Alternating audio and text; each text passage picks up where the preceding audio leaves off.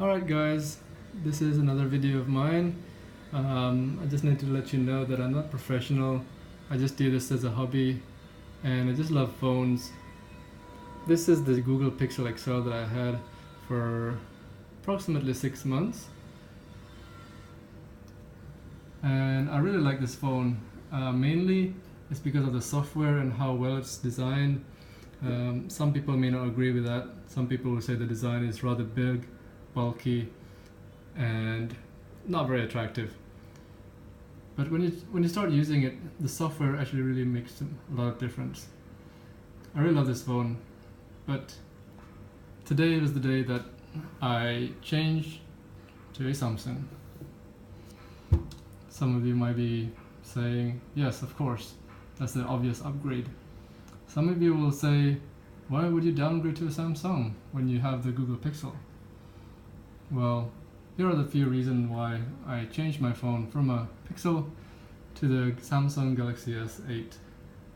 And again, this isn't a professional review, this is just based on my personal taste on why I changed phones. I'm just hoping I haven't made the wrong decision here. Maybe some of you would write in the comment and say, if I'm wrong, tell me I'm wrong. If I'm right, tell me why I'm right. But essentially, these are the two phones. So, sorry, it's upside down. Okay. So as you can see there, it's a very plain design. It looks sort of like, well, you can guess it already. It's like an iPhone just without the home button at the bottom. And it's pretty bulky, the XL size. It's 5.5-inch screen, fingerprint sensor at the back. The design is very plain, but I like it. Okay, let's move on to the Samsung now. Here we go. Samsung Galaxy S8. So, what's different about this phone? Clearly you can see the design is very, very different. It's much manageable to hold it with one hand. That's one thing I like compared to the Google Pixel. But the software, I actually prefer the Google Pixel.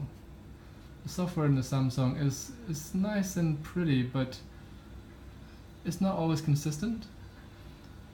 And the fingerprint sensor, I know you guys some say that the position is really bad. I say it's not perfect. I say the Google Pixel choose a better location for its sensor.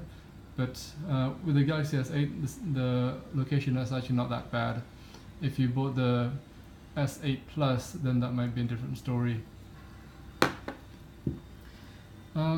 One thing I've noticed here with the Google Pixel, even though this is like a 2016 phone flagship and the S8 is 2017 flagship, for some reason the camera quality is actually better in the Google Pixel in my opinion.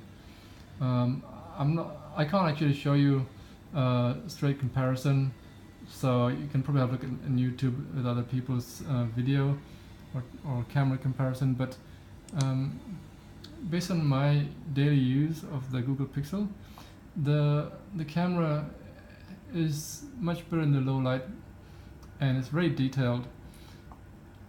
And I'm mainly talking about not only the back camera but also the front camera.